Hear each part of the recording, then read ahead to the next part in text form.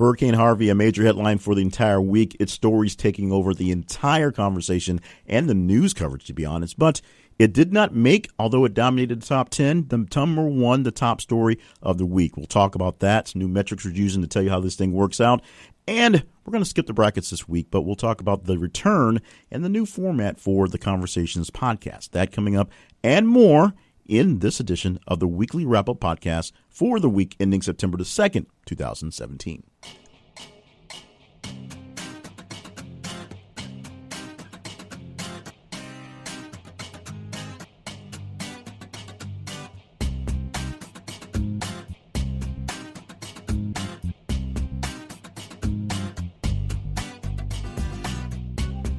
And welcome to the podcast. My name is Jay Cleveland Payne, your host for the Conversations Podcast, a weekly wrap-up podcast where we wrap up all the weekly conversations that we had inside the website, thisistheconversation.com, plus inside our social media feeds on Facebook and Twitter, and we let you know how well you allowed us to do for Conversations. We have a top 10 list, and then we have a also then list, a list of stories that were pretty big that didn't quite make it into the top 10. Of course, this week dominated in the U.S. by coverage of Hurricane Harvey, so Hurricane Harvey is all over the top 10. We didn't even try to combine stories. We just left them as they were, but as we said in the tease, it's not the top story of the week. One story was able to sneak in on our weekend. Now, since we've changed the format, we're no longer doing a daily podcast with daily updates. We're going to do some break-ins here or there on social media with some live feeds with here's what the top 5 of the days are or at the moment are. We're still tallying things by the story, by the week, by every single day.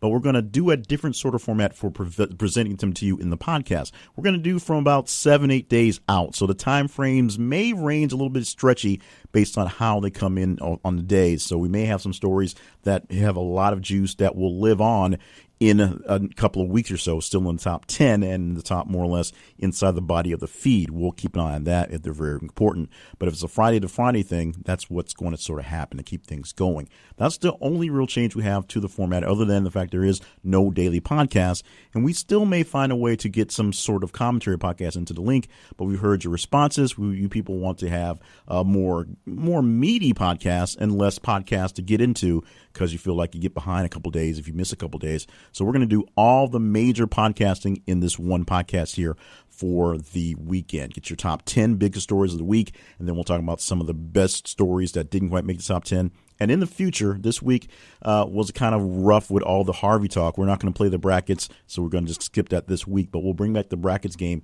fairly soon, so listen for that to return as well, just as the podcast will return after a 2-week hiatus. I want to thank everyone very quickly for all the love and support you've given me for the reasons behind the hiatus for the podcast and the shifting of the actual podcast work.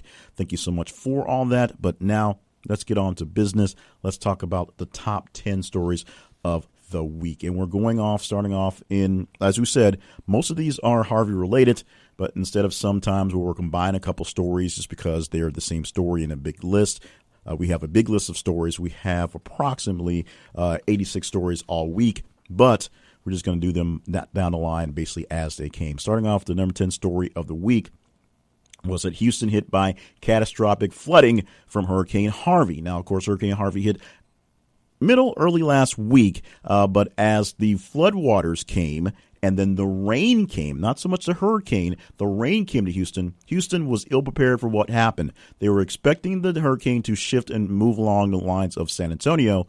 When it shifted towards Houston, stalled, and just stayed in rain for a few days, Houston was not prepared.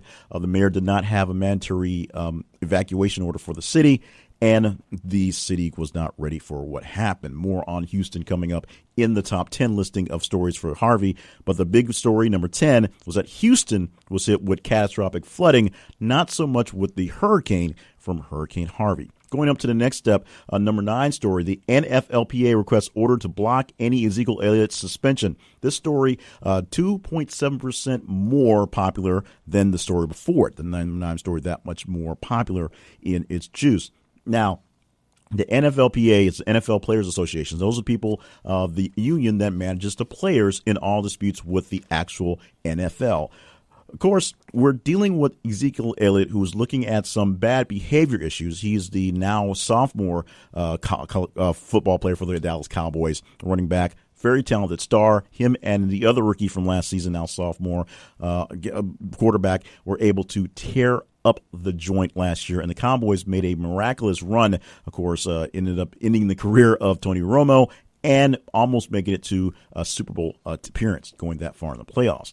Ezekiel Elliott's dealing with some bad behavior issues as a rookie, as a guy coming out of college with some issues, and just as a guy who just probably hadn't quite gotten it yet. He also almost had to deal with a fight issue that got dropped in the middle of the offseason going on. And because the NFL is having issues with the actual case against Ezekiel Elliott, other than he just kind of did some bad things, the big problem is the evidence doesn't actually exist, even though we sort of know he did the stuff. The NFL Players Association is requesting that he actually not get suspended. 6 games is what the NFL levied on him for various things, misbehavior. But since the actual evidence is kind of shaky, in fact, it doesn't really exist, they're asking that it doesn't happen. We haven't seen a ruling on this yet. Season starts in about a week or so. So we'll see if Ezekiel gets to play, gets to just appeal and play until that appeal is done, or a actual service suspension. Remember, Tom Brady had this issue with Deflategate, got 4 games and went a full season plus some games without having to actually serve his suspension. And, of course, when he finally did, he won another Super Bowl. So we'll see how that works out for Zeke and the Cowboys.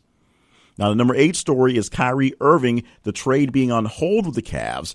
This story is 3.9% higher, more popular than the number 9 story. But the number 8 story was the on hold status of the Kyrie Irving trade to the Cavs. Now, that's also been flip-flopped as well.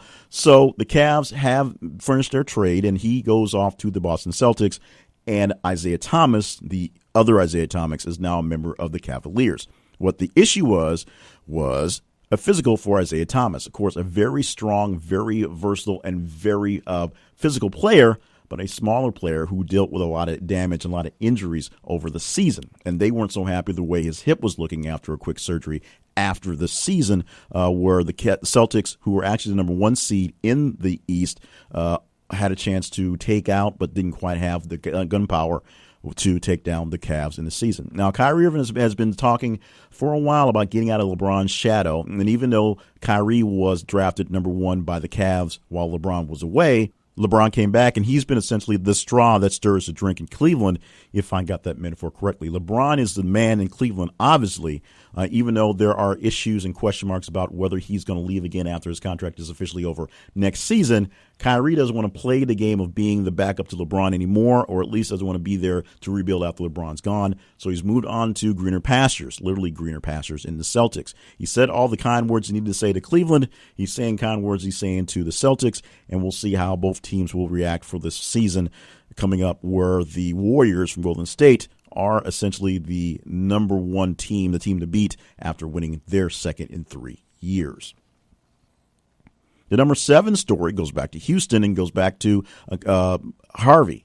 The number 7 story is only about 0.63% higher than the last story. But number 7 is major Houston dam begins overspilling as storm Harvey pushes reservoirs past capacity. This was the really big story about Houston and the storm. Extra rain was a bad thing, but extra rain plus the storm surge plus the actual water coming down from higher ground, or from the northern parts heading down towards the bayous and eventually into the Gulf, caused the reservoirs of Houston to be led to overcapacity. So if the flooding from the active water wasn't bad enough, the overflow from the reservoirs, which are meant to help keep the water out of town, failed, to be lack of a better term. Now that they're a few days out and some water has receded, they're working their way back towards getting things cleaned up back to normal. But with all the extra water plus the water that was coming from other places, they weren't doing so well. Now, part of the problem with the reservoirs itself and the city of Houston itself is that in the past 10, 15 years,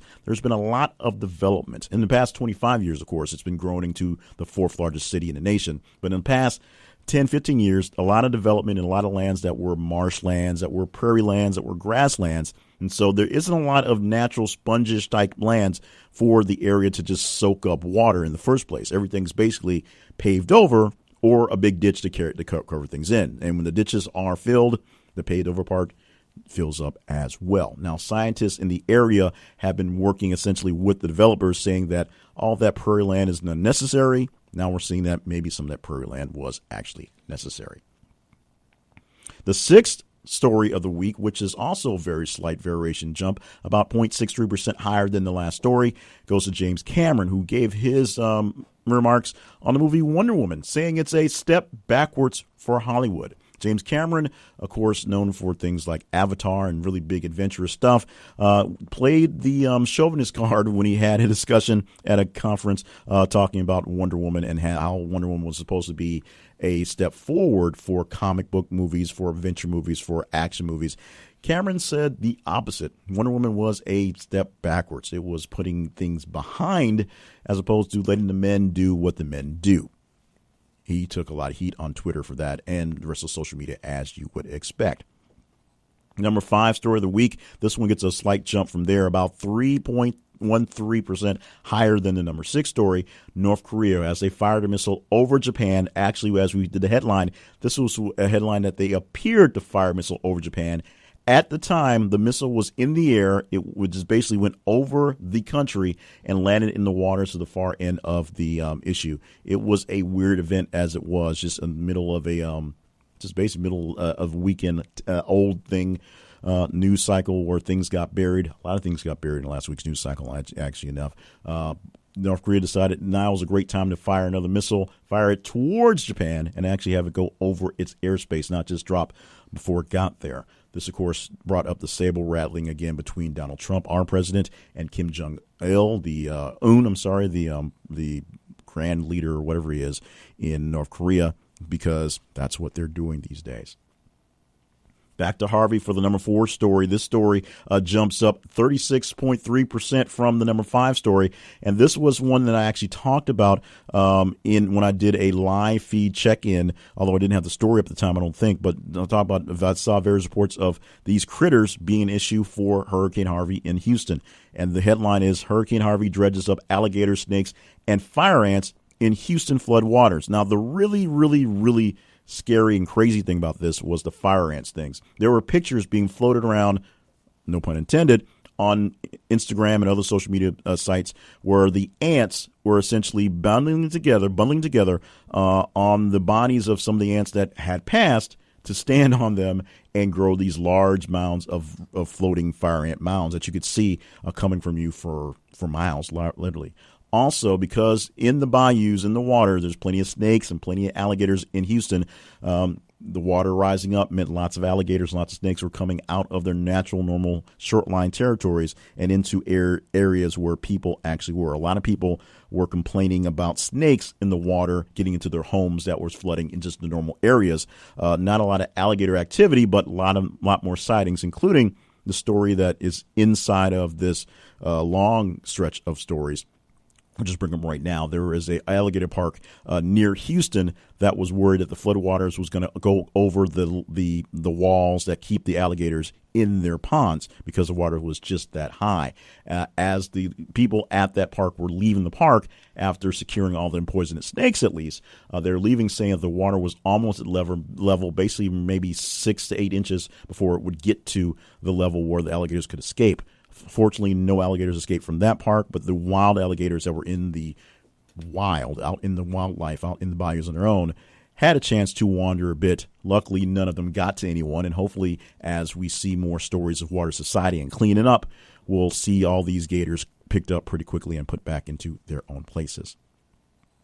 The number 3 story gets another jump, about 28.4% to the last story, number 4. And this is an issue that's going to affect us all for a few weeks. This was the refineries in Port Arthur, Texas being shut down, the largest U.S. refinery shutting down a few days ago. And because of that, and because of the aftermath of some other refineries and other issues down in Texas, we're starting to see gas prices fluctuate not only in the area, but around the nation. And the really funny thing about that is there's plenty of gas to go around. It's just stuck in the refineries that you can't get to. Then there's no pumping it out. There's no driving around. And because of some of the issues with the flooding, the pumps that can just automatically get gas to different places, different hubs, aren't functioning well. So you're seeing gas jump up in the Houston, Dallas area by $2, $3. In some cases, up to $8 a gallon. The Attorney General in Texas is making sure if you see that, you contact them because that's obviously price gouging. And we're seeing it all over the place as well. Here in Arkansas, we're seeing a jump of about 20 to 30 cents where we are here. And we are seeing some places that say they aren't getting new shipments of gas for about a week or so as gas is being diverted down towards Texas. Instead of coming straight to us, they're basically turning around, taking it straight down there to cover all the issues they have down in those areas there. So we may have some, not so much gas shortages, because we do have some stations that are short on gas and do have gas that's up quite a bit from where it's been for months, actually. The number 2 story gets a slight jump, about 7.61%. It's the final hurricane story of the week, and it is the actual forecast for the upcoming hurricane, Irma. Irma's is in the Atlantic right now. It's just floating around and just there. It has a chance to die out before it hits anything. If it's in the target of anything, it's in the target of maybe Puerto Rico and Cuba, those island areas right there for the moment. But it was already a Category 4 hurricane a few days ago, starting off as a depression. Everyone's watching it, expecting to be the next named storm, but they didn't think it'd be as powerful as it would be so early on in its life. In fact, it began off the coast of Africa, so it essentially came across the actual ocean, the entire ocean, and it's not quite close to land yet, or at least it wasn't when we last checked the story. But it reached Category 4 very quickly, and it's could cause damage not to where the areas already are lying, but could turn south towards parts of South America, could go over the islands of Cuba and Puerto Rico there as well. We'll see if that becomes an issue in the next coming weeks. And the number 1 story, which gets a large major jump from that last story, 63% higher than that story. In fact, this story is 242% higher, more engagement than the 10th story we had. That it was Houston and the floods, the first Houston and the floods post we had. This is about the shooting, 2 people dying in Clovis, New Mexico a few days ago. A shooting at a library in Clovis, New Mexico, late at night. A suspect was caught in custody, and everything is, as far as the case-wise, is there. But just a very bizarre story coming up late at night in Clovis, New Mexico, which a lot of people got an eye of for that story. Like we said, this one was a major jump from the number 2 story, around 63%, and from the first story in engagement, 242.57% to be exact, more or less exact, down to 2 digits at least. So these are the top 10 stories we have for this week, and we're glad that you were a part of everything we have to make this happen. Even though we stopped doing the daily podcast, we still are looking for your daily results. We're still looking for you to respond to the stories. And especially since we're not doing the podcast, we're looking for your actual comments, your actual input, your words to what's going on. So to make sure you are in the know and in the deal, it's simple. Just follow us on Facebook. Look for This Is The Conversation.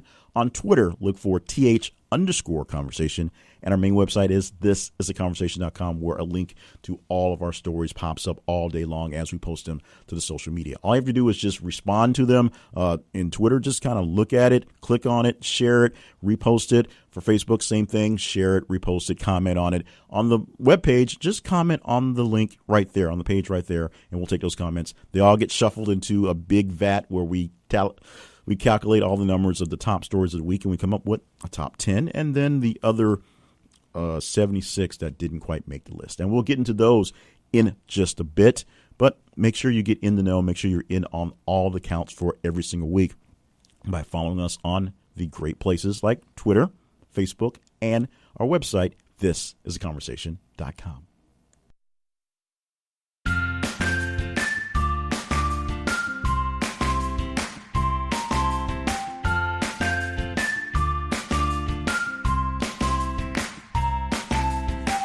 This is a conversation starting off as a project that I created for my master's degree program a few years ago, and it was a way to gather information in a fun way, in a grand way, in a way where anyone who wanted to get into the world of talking about stuff and getting their voice heard could get heard. And made it even easier to make you want to be a part of it because we're going to pay you and do it in a way that I thought would work out better for everyone. Now, I am a big fan of online surveys. That's one reason why I got into the project in the first place.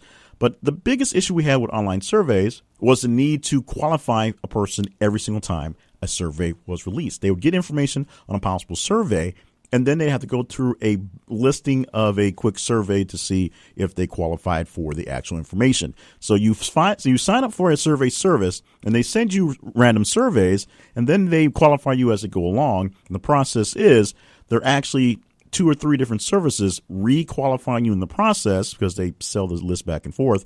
And after doing 4 or 5 actual surveys, asking yourself the same questions, you find out that after 15, 20 minutes of filling out information, you don't qualify for a survey that would only pay you around 27 cents.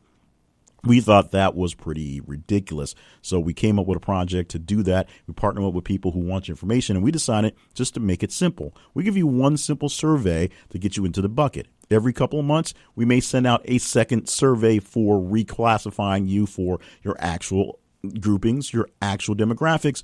But when we send you a survey that says this survey will pay you so much money, it will pay you the money as soon as you fill out the survey or within the parameters of the survey. And we're going to pay it to you directly into PayPal. So that's the only stipulation is you like surveys, you want to be in the know, you want to tell people what you think about things, and you accept PayPal payments. That's it. To be a part of this group, we call it the Conversation Survey Panel. Go to thisistheconversation.com/survey panel. Fill out that one survey. It'll take you all of 2 minutes for simple demographics. We will send out various surveys for just asking you general questions here or there, and we'll let you know that it's not paying as they come up. We'll ask you general questions to reclassify you in different demographics to put you in the right bucket. And then when we send you a paid survey, you know it's paid. You know as soon as you fill it out, you're going to get paid within about a week or so once all the information is gathered from all the people. So you want to do surveys, you want to get some money, we're going to help you out with that, and we're going to help gather some information from other people, interested parties who really need to have information from people who are truly engaged, and that's why we talk to you. Join the Conversation Survey Panel by simply going to thisistheconversation.com/survey panel.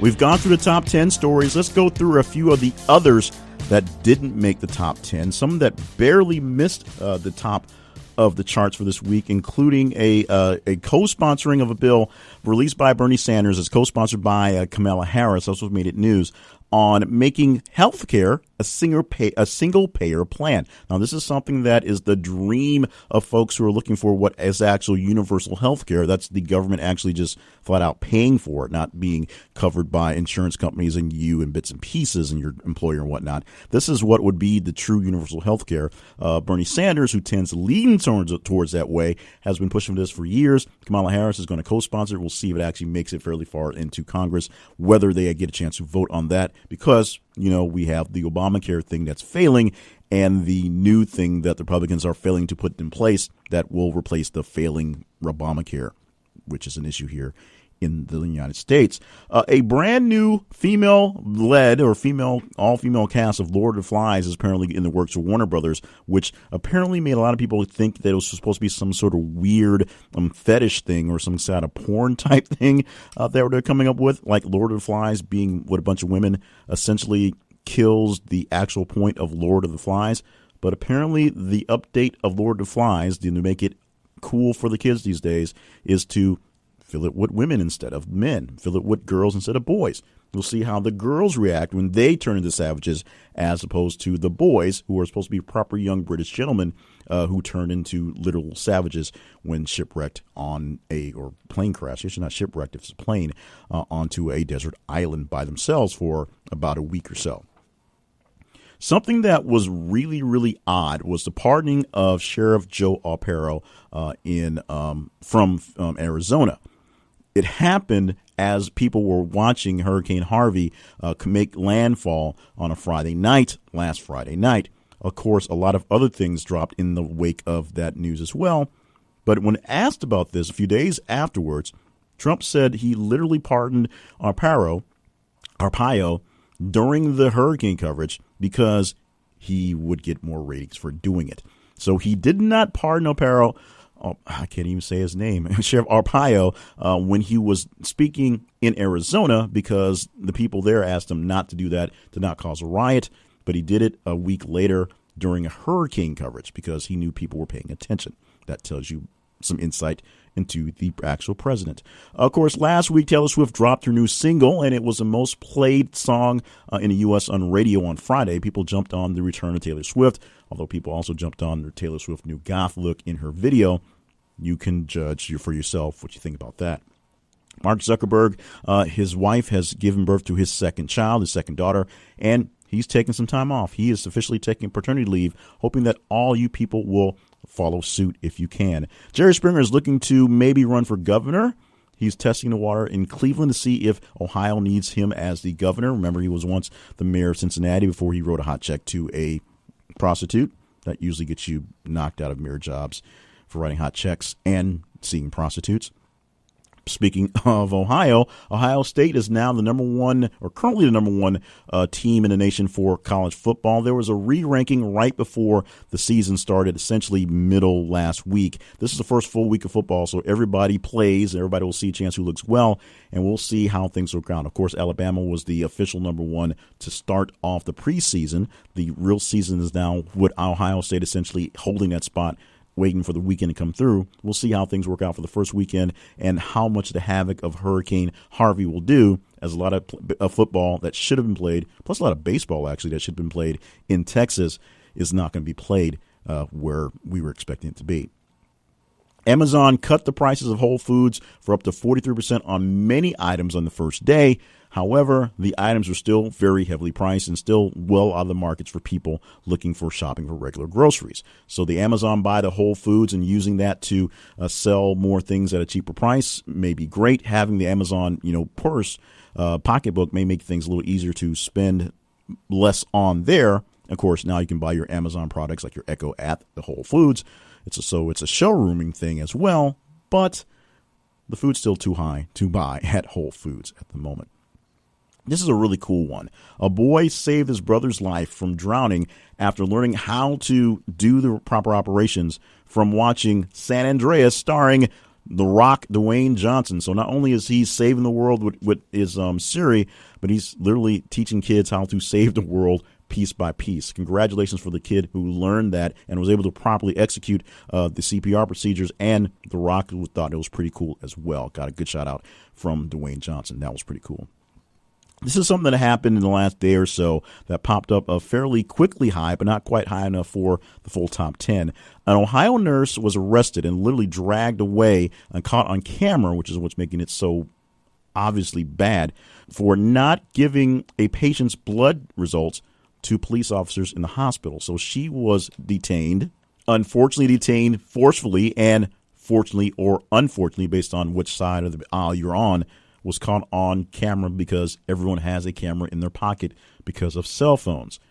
We'll see how this one plays out.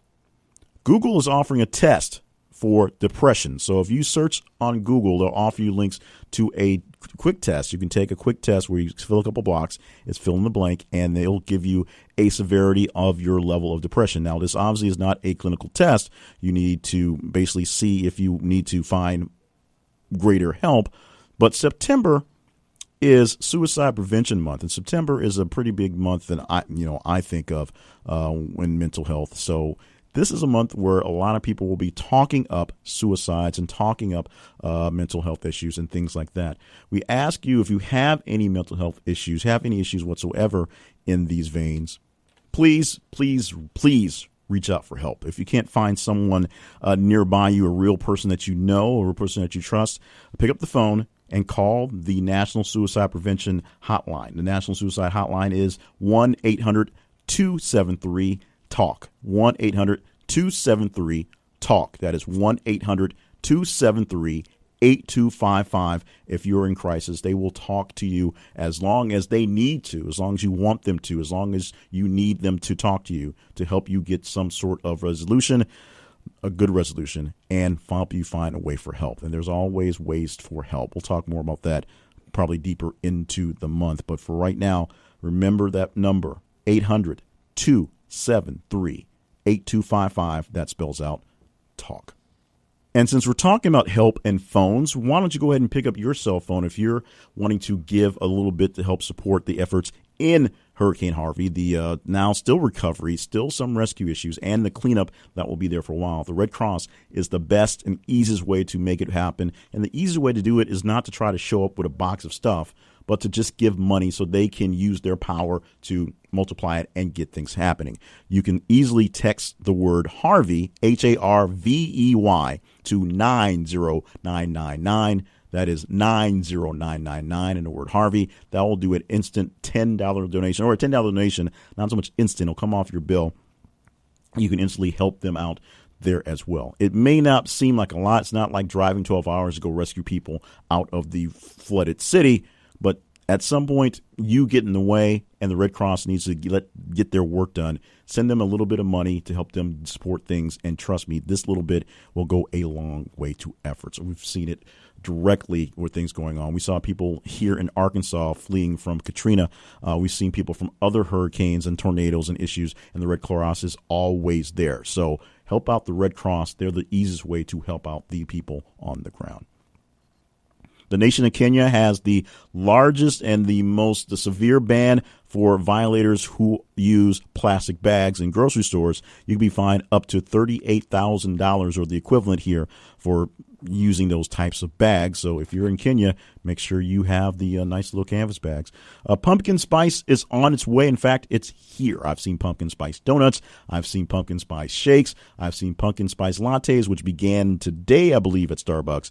Pumpkin spice all ahead of things. So if you're already creeped out by the fact that Halloween candy is being sold or was sold a couple weeks ago, yes, get your pumpkin spice fix on right now, and it'll probably stick around a lot longer than it needs to. And the last one we have on this list right here, we have Glenn Beck and the Blaze operation, not this full Radio Mercury Arts, but about 20% of the workforce at the Blaze was released because the Blaze needs to do more to be nimble and keep up with the competition. Essentially, they're not making payroll, so they're going to have to cut some people so they don't have to pay so many people, and then they'll figure out what still gets done with the people that are left. That's one of the sad things about this industry, the media industry, whether you're doing your own little podcast or you're doing some actual broadcasting on television and radio for a corporation.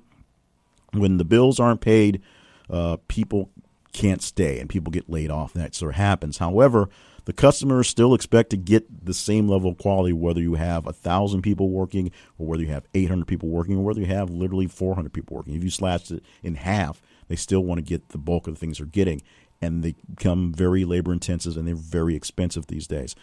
But companies make it happen. I've seen very, very, very sad layoffs at the seemingly worst times. And Glenn Beck said he was heartbroken. It was gut-wrenching and crushing to have to lay off the people that work for him.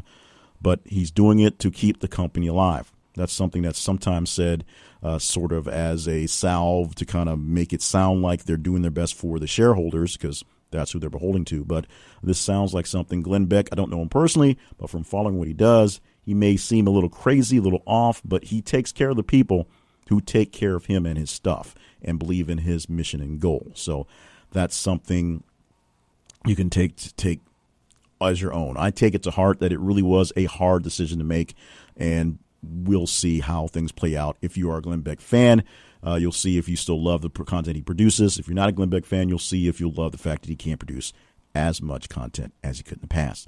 And those are some of the some of the stories that did not make the top 10. Some of them were very fresh. Some of them came out today with this new format, we'll say, where we are allowing from middle of the day when we start to save up and tally all of the stories. Instead of literally cutting off at Friday, we're just expanding it a little bit. So it may be a eight and a half day span of actual stories. Some of these stories, if they came in late, may gather some steam over the weekend or throughout the week and stick around into the next batch. We'll see what happens with that one. And hopefully the other thens, I'll remember not to put them back in there. But you can hopefully keep me from doing that by responding to the newer ones that come out throughout the week. It's very simple. Go to our website, thisisaconversation.com, and just reply on the comments of the stories as they pop up there, listing there. You can also see a way to subscribe to that so that you get the stories popping in your email box as they come in. You know to click in and respond to them there as well. You can also just follow us on social media. So you're checking out your Twitter or your Facebook all day anyway. Keep an eye out for the stories from this conversation. On Facebook, they're from The Conversation. The page's name is This is The Conversation. On Twitter, the page's name is th_conversation, or our Twitter handle, if you will, is th_conversation. Follow us there. Keep an eye on what's going on and reply, share, like, talk about, share it with your friends, especially this podcast. Share it, as we say, with some friends, a few enemies, and a random stranger if you can, so we have more people listening to the conversation, more people in the conversations, and more people talking up in greater mass, so we have a greater view of what people think about in all these conversations we do. Of course, you can always tell us that some conversations are worth talking about and some conversations are not so much worth talking about, so you can reply to us telling us those as well. Subscribe to the podcast for wherever you like to get your podcast from. If you're an Apple person and you are a fan of the iTunes, get it from iTunes. It's very simple. There's links at the website for iTunes, or you can search for us there. You can also find us on Stitcher, on Spreaker, on Google Play, or we have a straight RSS feed. We're on Blueberry as well. A few other places that we pop up on. And so if you like your own personal podcatcher, find the RSS feed and add it there, or just follow us via the app and service that you love. If we're not there, let us know, and we'll make sure we get a link to that service as well. In the meantime, I don't have every day to say thank you 27 different times, so I'll do it just in this one patch right here for today. Thank you very much for being a part of what we have going on. Thank you so much for being great in conversation. And thank you for tuning in for the podcast, despite our hiatus, and sticking around for all the craziness that's been going on in my personal life, in the work life, and with the conversation. If you want to contact me, email me at jclevelandpayne@gmail.com. Visit the website, thisistheconversation.com, for more information about this podcast. And for other projects that I have going on, check out jclevelandpayne.net. Another extra thank you. Thank you so much for being with us. Be here with us next weekend, where we give you a wrap up of the top 7 or 8 days or so of conversations that were determined by you, by just reacting to the conversations coming from thisistheconversation.com.